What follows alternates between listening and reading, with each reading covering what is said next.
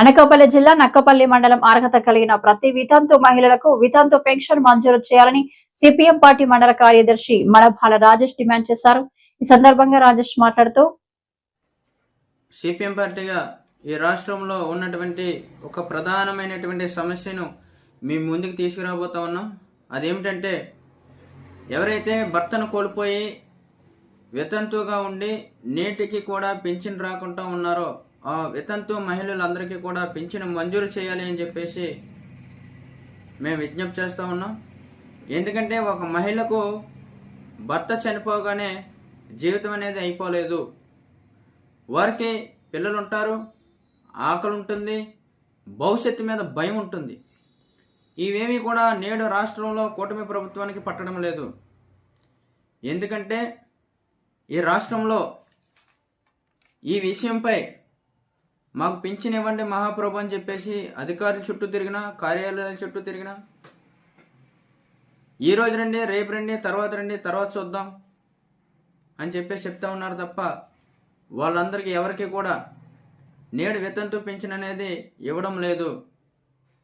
ఇదేదో ఎవరో ఏ ప్రభుత్వమైనా సరే వారు దయాదాక్షణలతో ఇచ్చేటటువంటి కాదు. ఇది వితంతు పింఛన్ అనేది రాజ్యాంగం కల్పించినటువంటి హక్కు. ఆ హక్కును కూడా నేడు ఆంధ్రప్రదేశ్ రాష్ట్రంలో అనిపించలేకపోతూ ఉన్నారు.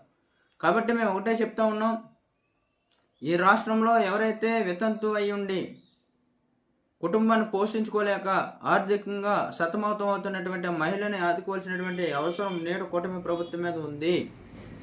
కాబట్టి తక్షణం మీరు ఎవరైతే అర్హత కలిగినటువంటి వితంతు మహిళలు ఎవరైతే ఉన్నారో వాళ్ళందరికీ కూడా వితంతు పింఛన్ అనేది మంజూరు చేయాలని చెప్పేసి ప్రభుత్వానికి విజ్ఞప్తి చేస్తూ ఉన్నాం. ఎంత దారుణం అంటే 2019 అక్టోబర్ నుండి 2023 డిసెంబర్ మధ్యలోపు చనిపోయినటువంటి భర్త ఇదివరకే పింఛను తీసుకొని ఆ భర్త చనిపోయిన తర్వాత ఆ భర్తకు వచ్చేటటువంటి పింఛను ఈ వితంతు అయినటువంటి మహిళలకు ఇస్తున్నారు తప్ప 2023 డిసెంబర్ తర్వాత కానీ 2017కు ముందు చనిపోయినటువంటి వితంతు మహిళలకు కానీ నేటికి కూడా ఈ రాష్ట్రంలో పింఛను అందనటువంటి పరిస్థితి ఉంది. ఇది సరైనటువంటి పద్ధతి కాదు. ఆ తర్వాత చనిపోయినటువంటి భర్తను కోల్పోయినటువంటి మహిళలకు కూడా కుటుంబం ఉంటుంది, ఆకలి ఉంటుంది, భవిష్యత్తు మీద భయం ఉంటుంది, అనేక అవమానాలు పడుతూ ఉన్నారు, అనేక ఇబ్బందులు పడుతూ ఉన్నారు. వాళ్ళ పరిస్థితులను కూడా మీరు దృష్టిలో పెట్టుకొని ఈ కాల పరిమితులు అనేది మీరు పెట్టుకుంటా వెంటనే ఎవరైతే వితంతు మహిళలు అనేది ఉన్నారో వాళ్ళందరికీ కూడా తక్షణం వితంతు మహిళలు పింఛన్ అనేది మంజూరు చేయాలని చెప్పేసి తెలియజేస్తూ ఉన్నాం.